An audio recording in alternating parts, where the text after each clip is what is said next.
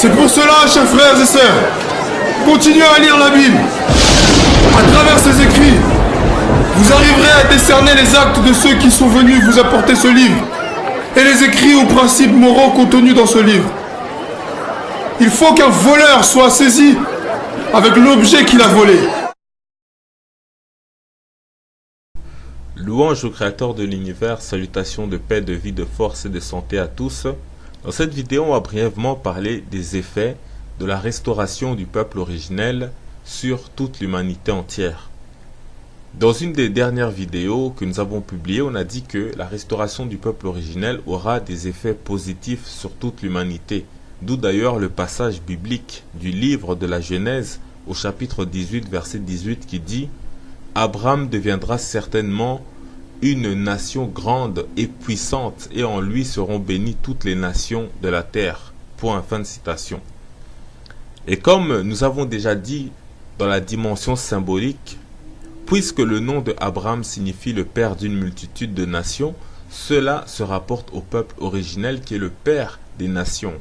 C'est à partir de lui que sont sortis tous les autres peuples. Et c'est donc par le peuple originel que l'humanité et la nature retrouveront leur équilibre et la justice, ce qui sera une bénédiction profitable à tous, ou tout du moins à ceux qui aspirent à la justice.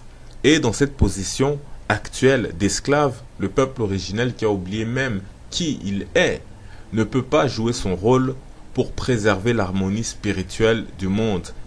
Et, un peu à ma surprise, j'ai découvert qu'il y a même un homme blanc qui dit des choses presque similaires. Et son nom est Alan Duke.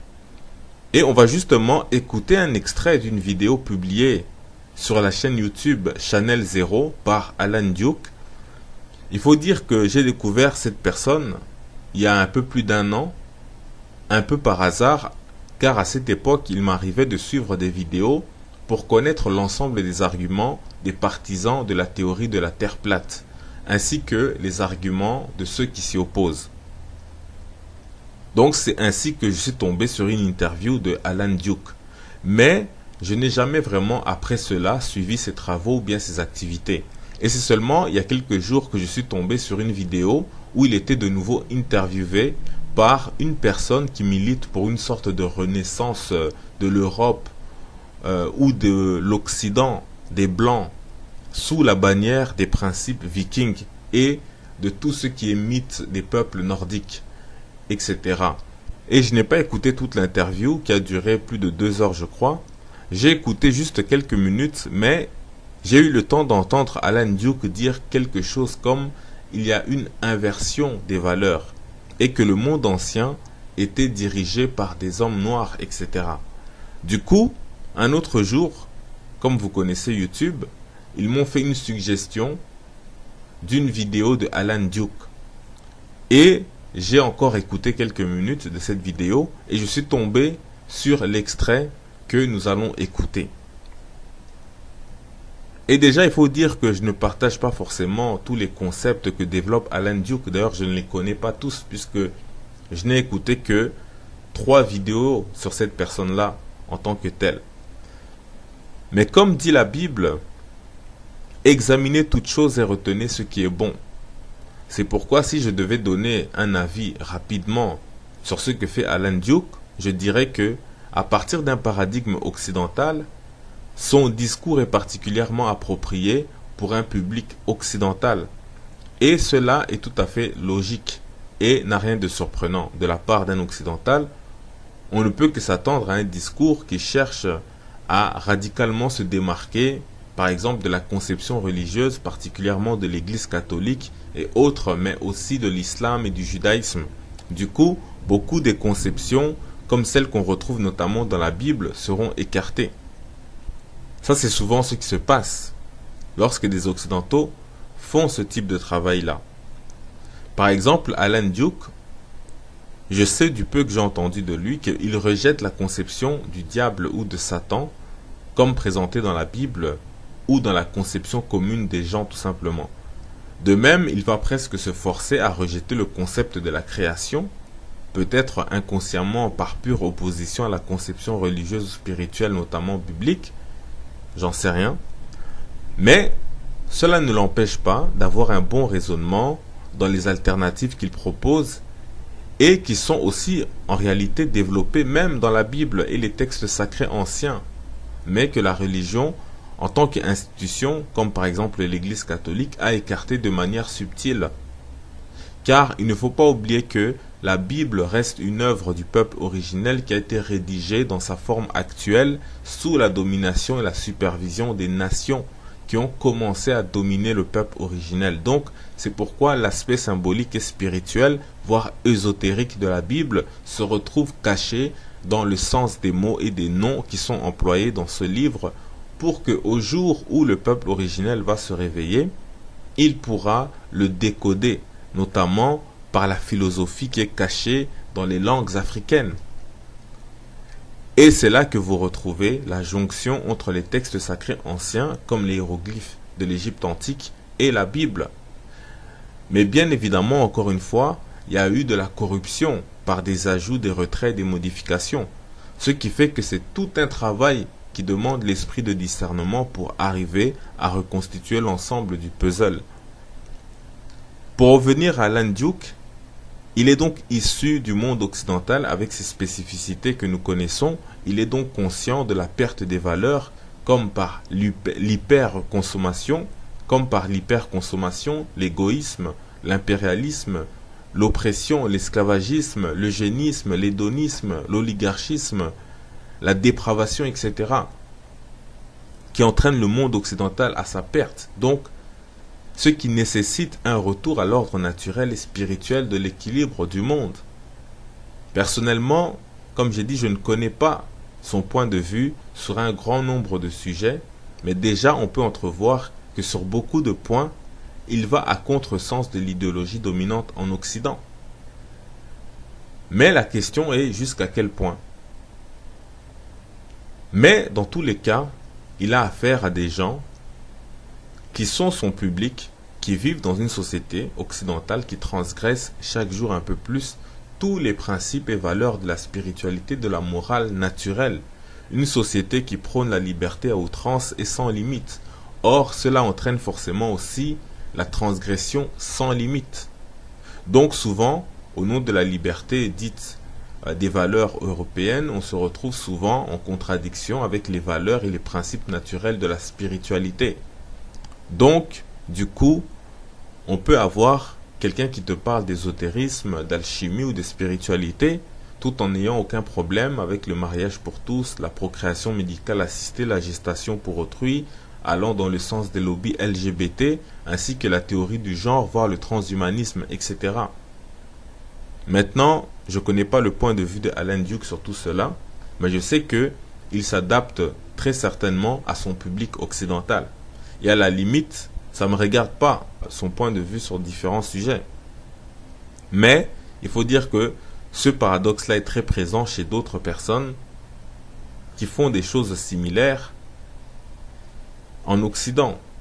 Parce que chez ceux qui veulent parler de spiritualité, de bien-être intérieur, etc., cela se retrouve souvent partagé entre liberté et spiritualité. Et forcément, cela ne peut qu'être en conflit avec les textes sacrés.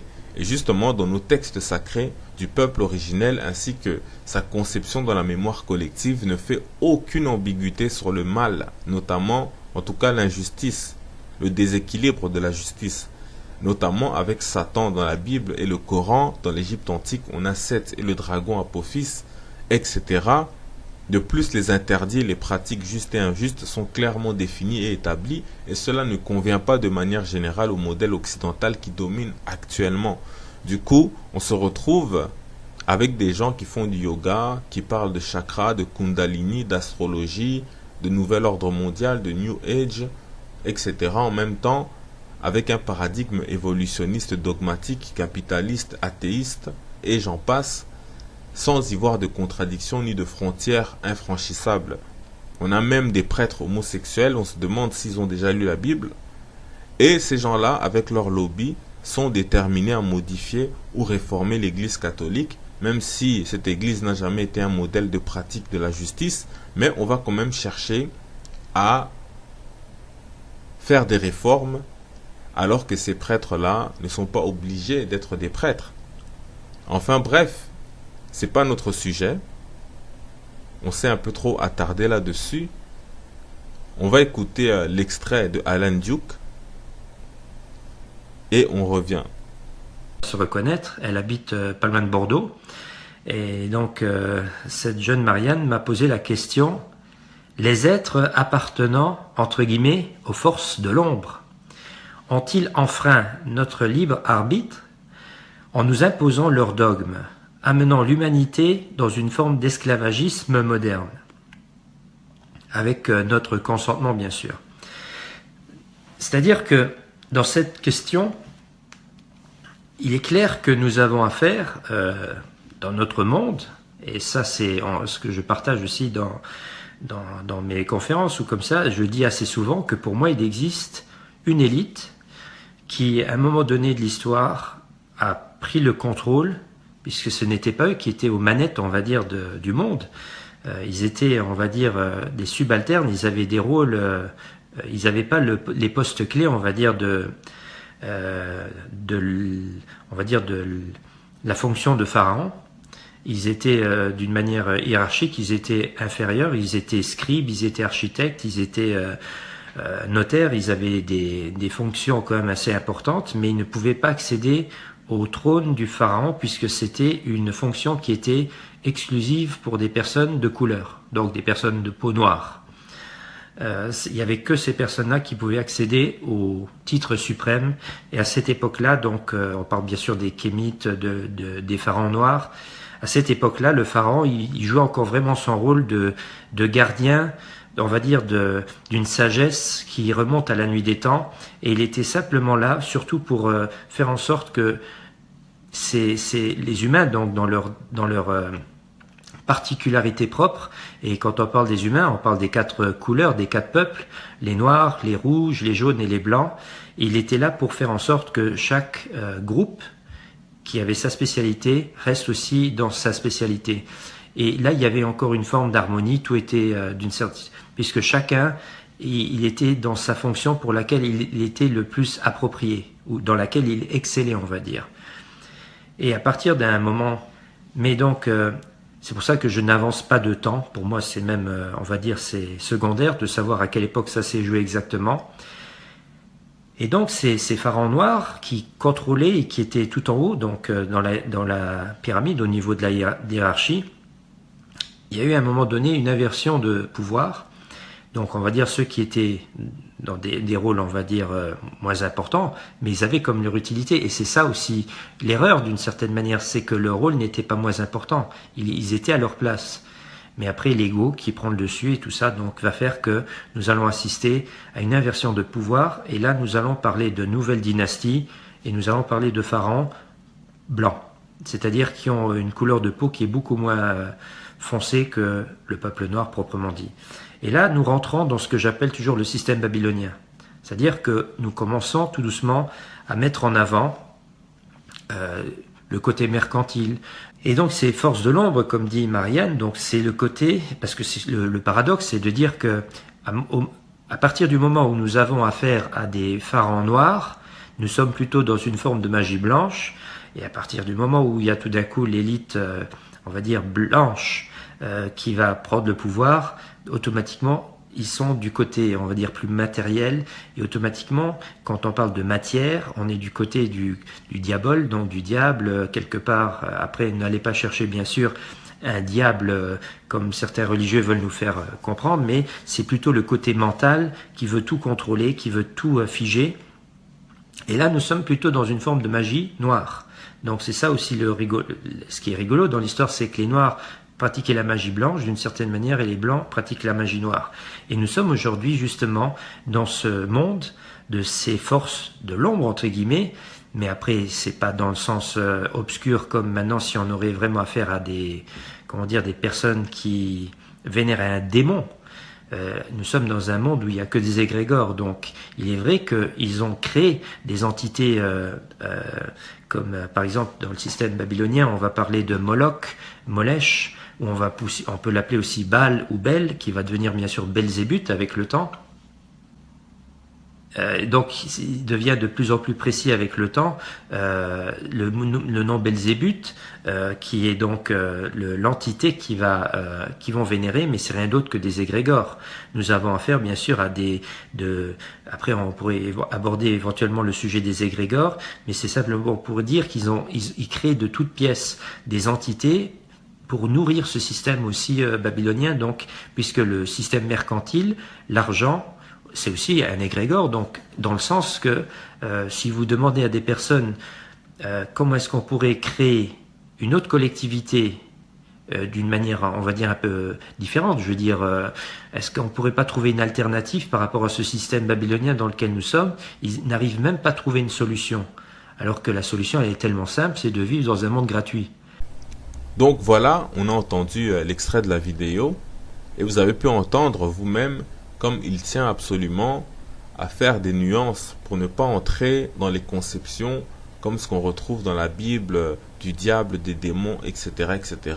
Quoique, il a un bon principe qui s'appelle l'Éden, donc qui est très intéressant. Il parle d'une société gratuite, etc.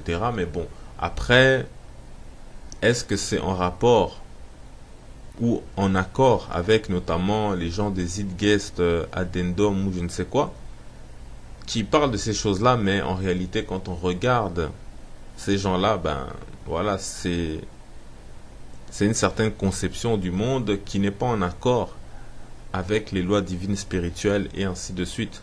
Mais bon, comme on a dit, on ne peut pas juger de quelque chose qu'on ne sait pas. Donc je ne connais pas son point de vue en tant que tel. Donc simplement, j'entrevois des choses, mais je sais qu'au minimum, quoi qu'il en soit, il est obligé de s'adapter à un public occidental. Ce serait comme se tirer une balle dans le pied de faire autrement. Mais au final, qu'importe la teneur de son discours et sa forme, les concepts dont il parle, comme par exemple les égrégores, etc., eh bien, cela en fait existe dans la Bible, mais c'est exprimé autrement. Par exemple, dans Genèse chapitre 4, versets 6 à 7, on nous dit « Et l'Éternel dit à Caïn, pourquoi es-tu irrité? Pourquoi ton visage est-il abattu? Certainement si tu agis bien, tu relèveras ton visage, et si tu agis mal, le péché se couche à la porte et ses désirs se portent vers toi, mais toi domine sur lui. » Point. Fin de citation. Donc ici, on comprend que c'est quelque chose qui est à l'intérieur de Caïn et que il peut nourrir positivement ou négativement, comme les égrégores, comme ce principe en tout cas d'égrégore, ou bien le principe des mauvaises pensées, des désirs de la chair, etc., dont parle le Nouveau Testament, pour l'opposer au désir de la spiritualité. De même, quand nous disons que les mots ont une puissance, c'est nous qui donnons cette puissance aux mots, en les prononçant et en leur donnant une valeur et une fonction précise. Mais pour revenir donc à notre sujet, ce qui nous intéresse dans l'audio qu'on vient d'entendre de Alan Duke, c'est qu'il y a une inversion des valeurs et des positions. Un peu comme Ésaü et Jacob. Jacob devait normalement être le fils aîné, mais par la violence, Ésaü est sorti en premier. Donc sa position en tant que frère aîné était illégitime aux yeux du Créateur. Et cela symbolise ce qui s'est passé avec le peuple originel. Alan Duke dit encore que la position de l'homme noir en tant que dirigeant jouait un rôle fondamental pour l'harmonie entre les humains. Et en cela, il dit vrai, car le peuple originel est le gardien des préceptes divins et du culte divin. Lorsqu'il ne joue pas son rôle, les forces du mal dirigent le monde et ils sèment le désordre. Ils entraînent l'humanité à s'éloigner des valeurs de la spiritualité naturelle nécessaires à l'équilibre du monde spirituel et matériel. C'est pourquoi, si le peuple originel retourne à sa fonction originelle, c'est la fin du règne des forces du mal qui égarent les nations. Et par ce fait, ce sera une bénédiction pour toutes les nations et une grande libération. Voilà pourquoi, comme on ne cesse de le répéter, le diable et ses alliés ont instauré le racisme spirituel afin que jamais l'homme noir ne puisse relever la tête ici-bas sur la terre, ce qui explique le sous-développement total, je dis bien total, de tous les peuples noirs de la terre malgré les apparences. C'est pourquoi, depuis la chute civilisationnelle totale du peuple originel qui a commencé il y a environ 4 siècles. Aucun pays du monde n'a été développé par le peuple originel, le peuple noir. Je dis bien en tant que dirigeant, non pas en tant qu'esclave, en tant que serviteur, en tant qu'employé. On connaît tous Lewis Latimer, on connaît tous Washington Carver, on connaît tous un nombre impressionnant d'inventeurs noirs jusqu'à nos jours, pas que simplement ceux qui étaient là il y a 100 ans, 200 ans, mais même aujourd'hui. Mais pour qui travaillons-nous? Souvent, lorsqu'on apprend que tel Africain travaille à la NASA ou à tel endroit, beaucoup de gens sont pleins d'admiration. On connaît Modibo Diarra au Mali, qui a travaillé pour la NASA justement. Donc tous les Maliens étaient fiers et les Africains étaient fiers, mais à un moment donné, il a été ministre, etc. Il est revenu au Mali. Mais qu'est-ce qu'il peut apporter à l'Afrique? Rien. Aucun développement d'aucune sorte. C'est pas parce que tu as travaillé à la NASA que tu vas faire quelque chose pour l'Afrique. Il y a même des gens qui peuvent être en Afrique sans avoir travaillé nulle part en Occident, qui peuvent apporter un développement, en tout cas minime, même si ça va retomber pour les raisons qu'on va expliquer. Donc, en tant que subalterne, en tant qu'employé, en tant que serviteur, oui, on a fait d'énormes choses. Toutes les inventions que les Noirs ont apportées à l'humanité, vous allez vous rendre compte que ça a profité à l'Occident, aux pays développés, aux pays structurés, organisés, mais ça n'a pratiquement rien apporté à l'Afrique. Et rien qu'en Afrique, il se trouve qu'on a près de 50 pays dirigés par les Noirs. Et pas un seul n'a été développé par eux. Même l'Afrique du Sud, qui possède toutes les infrastructures des pays modernes, aujourd'hui se développe à 2 vitesses. Une pour les Blancs au rythme occidental et une vitesse pour les Noirs au rythme du reste de l'Afrique subsaharienne. Et vous remarquerez que les bâtiments des villes de l'Afrique du Sud, du Zimbabwe et de la Namibie par exemple, sont à la pointe de ce qui se faisait lorsque les Blancs étaient encore au pouvoir. Et en cela, c'est comparable avec ce qui se faisait en Australie, aux États-Unis, au Canada et en Nouvelle-Zélande à la même époque. Mais depuis que les Noirs sont aux commandes de ces pays, allez voir ces villes d'Afrique du Sud, du Zimbabwe et de la Namibie, il n'y a presque plus de nouveaux bâtiments qui reflètent ce que l'on retrouve à la pointe de l'architecture, par exemple des années 2010 jusqu'à aujourd'hui. Alors que si vous allez en Australie ou en Nouvelle-Zélande, par exemple, vous verrez qu'ils n'ont cessé de construire de nouveaux bâtiments, d'innover, de faire des métros, etc., etc., ce qui donne une allure beaucoup plus moderne et dynamique aux villes australiennes que les villes sud-africaines, par exemple. Alors que elles étaient au même stade il y a 20 ans. Et nous ne parlons même pas du fait que l'économie de l'Afrique du Sud est contrôlée par les Blancs. Les Noirs, pour s'enrichir, au lieu de créer de nouvelles et grandes entreprises, ils préfèrent gratter ou bien grignoter des parts dans les entreprises sud-africaines des Blancs, en faisant passer des lois qui obligent les entreprises des Blancs à leur céder un certain pourcentage de leur capital, mais en réalité, les Blancs anticipent, donc ils se servent des Noirs sous leurs ordres pour racheter eux-mêmes ce pourcentage-là. De sorte qu'on a l'impression qu'il y a un Noir qui possède des actions dans une grande compagnie sud-africaine et qui vient siéger et qui siège au conseil d'administration, mais en réalité il siège juste pour décorer, il n'a aucun pouvoir de décision. Et les autres Noirs qui profitent de ce système sont souvent liés à la classe politique corrompue de l'ANC et autres. Donc, il n'y a aucune véritable progression économique des Noirs dans ces pays-là. Donc, tout n'est que illusion. Et il en est de même au Nigeria, même si là-bas, ils ont l'avantage que il n'y a pas vraiment beaucoup de Blancs. Il y a presque que des Noirs. Mais c'est une oligarchie qui ne développe presque rien. En bref, le blocage spirituel empêche qu'il en soit autrement, car il y a des pays comme le Gabon ou le Congo-Brazzaville qui ont très peu d'habitants, mais qui vivent dans la misère alors qu'ils possèdent de grandes richesses, notamment pétrolières. Dans la même situation en Libye, au Qatar, dans les Émirats ou dans le Kurdistan irakien, le niveau de vie est 100 fois plus élevé. Pourtant, ils ne font pas grand-chose. Ils ont juste l'argent du pétrole, ils font venir des étrangers avec des compétences diverses et aussi ils font venir des travailleurs ou bien une main-d'œuvre étrangère pour construire le pays. Et ça, n'importe qui est capable de le faire. On le voit très bien, un sportif, même totalement inculte, peut habiter dans une villa de rêve juste parce qu'il a de l'argent et peut faire venir les gens compétents pour construire, pour faire tout ce dont il a besoin. Donc n'importe qui peut faire ça dans le monde. Alors comment vous expliquez que des pays se retrouvent sous-développés alors qu'ils ont toutes les richesses du monde?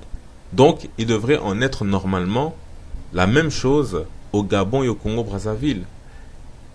Leur capitale, leur ville, leur grande ville devrait ressembler à Doha, à Dubaï, voire au moins à Erbil. Mais au lieu de cela, on peut compter avec ses 10 doigts le nombre de bâtiments modernes dans les capitales de ces deux pays africains. Pourtant, il se trouve que au Qatar, à Dubaï, etc., l'élite, qu'elle soit politique, qu'elle soit des hommes d'affaires ou autres, ces gens-là sont très riches. Ils sont même plus riches que l'élite du Congo-Brazzaville. Parce qu'on va toujours nous dire, oui, mais le problème de l'Afrique, pourquoi ça ne se développe pas, c'est parce que justement, ils sont corrompus, ils détournent tout l'argent, etc. Mais si vous voulez vraiment se faire beaucoup d'argent, ben c'est en développant des activités économiques. Comme on le voit au Qatar, etc. Mais il se trouve que dans ces pays africains, tout reste figé parce que les pays dirigés par les hommes du peuple originel n'ont tout simplement pas une totale souveraineté. Certes, certains pays sont un peu plus libres que d'autres, mais dans l'ensemble, ce sont les puissances étrangères qui décident pour ces pays-là. Et il faut savoir que même si un Marcus Garvey se levait à la tête d'un pays africain avec la volonté réelle de développer ce pays et le reste de l'Afrique, eh bien, quelque chose arrivera pour qu'au final ce soit un échec. Car même le Tout-Puissant ne laissera jamais, à notre époque, les pays africains se développer sans revenir à la spiritualité et au commandement divin. Car qui va donc s'occuper de l'équilibre spirituel du monde si ce n'est pas le peuple originel? C'est pourquoi le peuple originel ne peut pas se développer sans revenir à son Créateur. C'est pourquoi on va conclure en lisant attentivement ce que dit la Bible.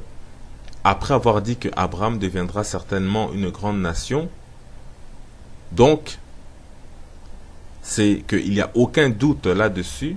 Donc Abraham deviendra une grande nation. Donc le peuple originel deviendra une grande nation et en lui seront bénies toutes les nations de la terre. Donc on va le lire. Genèse chapitre 18, verset 18. Abraham deviendra certainement une nation grande et puissante et en lui seront bénies toutes les nations de la terre, car je l'ai choisi. Car je l'ai choisi afin qu'il ordonne à ses fils et à sa maison après lui de garder, on insiste bien, de garder la voie de l'Éternel en pratiquant la droiture et la justice, et qu'ainsi l'Éternel accomplisse en faveur d'Abraham les promesses qu'il lui a faites. Donc voilà pourquoi, donc fin de citation, c'est pourquoi le peuple originel qui est le père des nations, donc il est Abraham et donc il est le gardien de la voie de l'Éternel par la pratique de la droiture et de la justice. Et ce n'est que comme cela qu'il peut prospérer et pas autrement. C'est pour cela que le Créateur a révélé les bénédictions et les malédictions sur son peuple que l'on retrouve dans le livre de Deutéronome, notamment au chapitre 28, dépendamment de si le peuple de Dieu suit la voie de l'Éternel ou bien s'il s'en écarte. Donc voilà, on a mis sur nos têtes des bénédictions et des malédictions et dépendamment du choix de la voie que l'on prend, eh bien, c'est ce que l'on va récolter, c'est ce qui va nous tomber dessus. Et il ne peut en être autrement. Donc, on n'a pas le choix que de revenir sur la voie de l'Éternel, sur la voie du Créateur. Cette vidéo s'achève, Père Vie Forcé s'entend, salutations. Par pure opposition à la conception religieuse ou spirituelle, notamment biblique, j'en sais rien.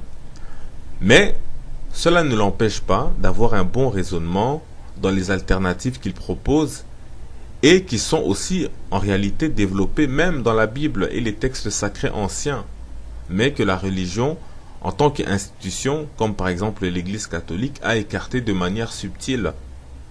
Car il ne faut pas oublier que la Bible reste une œuvre du peuple originel qui a été rédigée dans sa forme actuelle sous la domination et la supervision des nations qui ont commencé à dominer le peuple originel. Donc, c'est pourquoi l'aspect symbolique et spirituel, voire ésotérique de la Bible, se retrouve caché dans le sens des mots et des noms qui sont employés dans ce livre pour que, au jour où le peuple originel va se réveiller, il pourra le décoder, notamment par la philosophie qui est cachée dans les langues africaines. Et c'est là que vous retrouvez la jonction entre les textes sacrés anciens, comme les hiéroglyphes de l'Égypte antique, et la Bible. Mais bien évidemment, encore une fois, il y a eu de la corruption par des ajouts, des retraits, des modifications. Ce qui fait que c'est tout un travail qui demande l'esprit de discernement pour arriver à reconstituer l'ensemble du puzzle.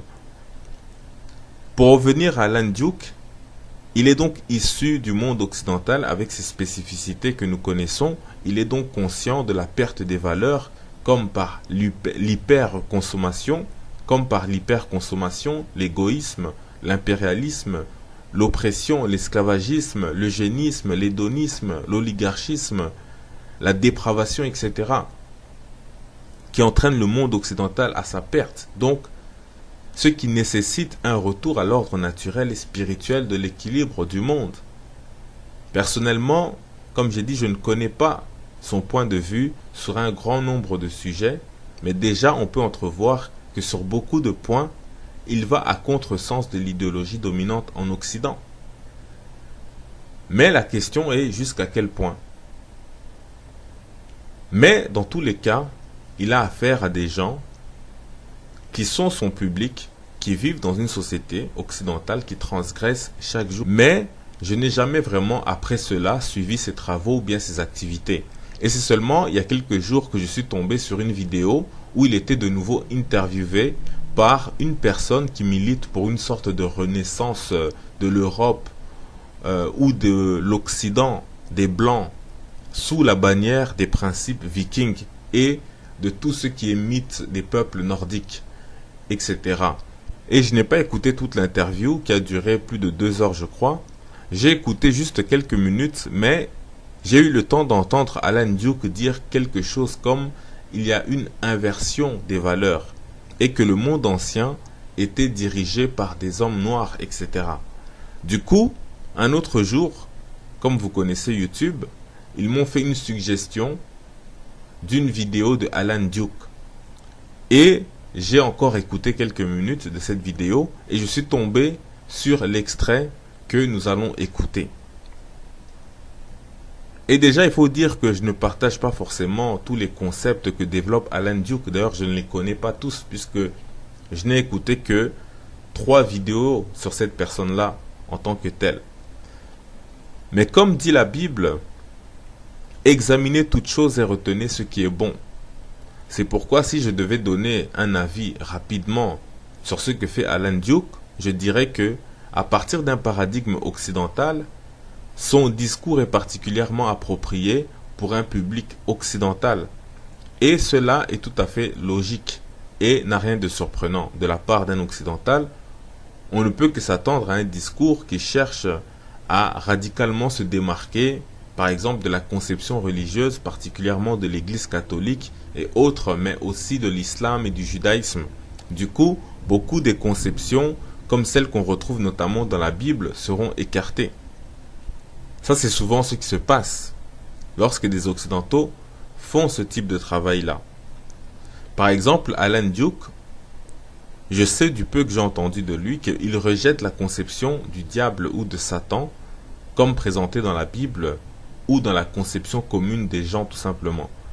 De même, il va presque se forcer à rejeter le concept de la création, peut-être inconsciemment former l'Église catholique, même si cette Église n'a jamais été un modèle de pratique de la justice, mais on va quand même chercher à faire des réformes, alors que ces prêtres-là ne sont pas obligés d'être des prêtres. Enfin bref, c'est pas notre sujet. On s'est un peu trop attardé là-dessus. On va écouter l'extrait de Alan Duke et on revient. Se reconnaître, elle habite pas loin de Bordeaux. Et donc, cette jeune Marianne m'a posé la question, les êtres appartenant, entre guillemets, aux forces de l'ombre, ont-ils enfreint notre libre arbitre en nous imposant leurs dogmes, amenant l'humanité dans une forme d'esclavagisme moderne, avec notre consentement bien sûr. C'est-à-dire que dans cette question, il est clair que nous avons affaire dans notre monde, et ça c'est ce que je partage aussi dans mes conférences ou comme ça, je dis assez souvent que pour moi il existe une élite qui à un moment donné de l'histoire a pris le contrôle, puisque ce n'était pas eux qui étaient aux manettes, on va dire, du monde. Ils étaient, on va dire, des subalternes, ils avaient des rôles, ils n'avaient pas les postes clés, on va dire, de la fonction de pharaon. Ils étaient d'une manière hiérarchique, ils étaient inférieurs, ils étaient scribes, ils étaient architectes, ils étaient notaires, ils avaient des fonctions quand même assez importantes, mais ils ne pouvaient pas accéder au trône du pharaon puisque c'était une fonction qui était exclusive pour des personnes de couleur, donc des personnes de peau noire. Il n'y avait que ces personnes-là qui pouvaient accéder au titre suprême, et à cette époque-là, donc on parle bien sûr des Kémites, des pharaons noirs. À cette époque-là, le pharaon, il jouait encore vraiment son rôle de gardien, on va dire d'une sagesse qui remonte à la nuit des temps, et il était simplement là, surtout pour faire en sorte que les humains, donc dans leur particularité propre, et quand on parle des humains, on parle des 4 couleurs, des 4 peuples, les noirs, les rouges, les jaunes et les blancs. Un peu plus tous les principes et valeurs de la spiritualité, de la morale naturelle. Une société qui prône la liberté à outrance et sans limite. Or, cela entraîne forcément aussi la transgression sans limite. Donc souvent, au nom de la liberté dite des valeurs européennes, on se retrouve souvent en contradiction avec les valeurs et les principes naturels de la spiritualité. Donc, du coup, on peut avoir quelqu'un qui te parle d'ésotérisme, d'alchimie ou de spiritualité, tout en n'ayant aucun problème avec le mariage pour tous, la procréation médicale assistée, la gestation pour autrui, allant dans le sens des lobbies LGBT, ainsi que la théorie du genre, voire le transhumanisme, etc. Maintenant, je ne connais pas le point de vue de Alan Duke sur tout cela, mais je sais qu'il s'adapte très certainement à son public occidental. Et à la limite, ça ne me regarde pas son point de vue sur différents sujets. Mais il faut dire que ce paradoxe-là est très présent chez d'autres personnes qui font des choses similaires en Occident. Parce que chez ceux qui veulent parler de spiritualité, de bien-être intérieur, etc., cela se retrouve souvent partagé entre liberté et spiritualité, et forcément cela ne peut qu'être en conflit avec les textes sacrés. Et justement dans nos textes sacrés du peuple originel ainsi que sa conception dans la mémoire collective ne fait aucune ambiguïté sur le mal, notamment en tout cas l'injustice, le déséquilibre de la justice, notamment avec Satan dans la Bible et le Coran. Dans l'Égypte antique on a Seth et le dragon Apophis, etc. De plus, les interdits et les pratiques justes et injustes sont clairement définis et établis, et cela ne convient pas de manière générale au modèle occidental qui domine actuellement. Du coup, on se retrouve avec des gens qui font du yoga, qui parlent de chakra, de kundalini, d'astrologie, de nouvel ordre mondial, de New Age, etc. En même temps, avec un paradigme évolutionniste dogmatique, capitaliste, athéiste, et j'en passe, sans y voir de contradiction ni de frontières infranchissables. On a même des prêtres homosexuels, on se demande s'ils ont déjà lu la Bible. Et ces gens-là, avec leur lobby, sont déterminés à modifier ou réformer. C'est pour cela, chers frères et sœurs, continuez à lire la Bible. À travers ces écrits, vous arriverez à décerner les actes de ceux qui sont venus vous apporter ce livre et les écrits ou principes moraux contenus dans ce livre. Il faut qu'un voleur soit saisi avec l'objet qu'il a volé. Louange au Créateur de l'univers, salutations de paix, de vie, de force et de santé à tous. Dans cette vidéo, on va brièvement parler des effets de la restauration du peuple originel sur toute l'humanité entière. Dans une des dernières vidéos que nous avons publiées, on a dit que la restauration du peuple originel aura des effets positifs sur toute l'humanité.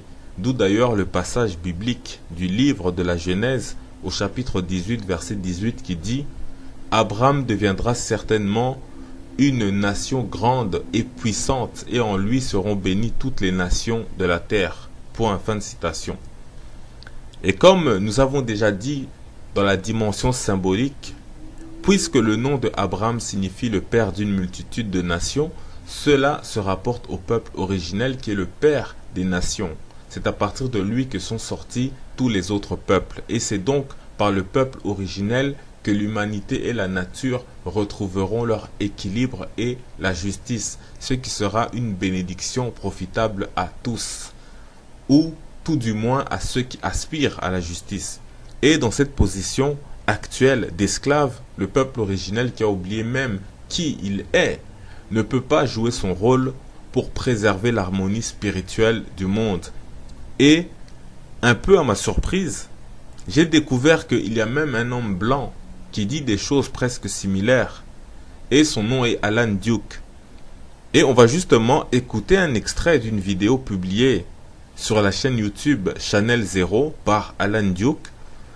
Il faut dire que j'ai découvert cette personne il y a un peu plus d'1 an, un peu par hasard, car à cette époque il m'arrivait de suivre des vidéos pour connaître l'ensemble des arguments des partisans de la théorie de la Terre plate, ainsi que les arguments de ceux qui s'y opposent.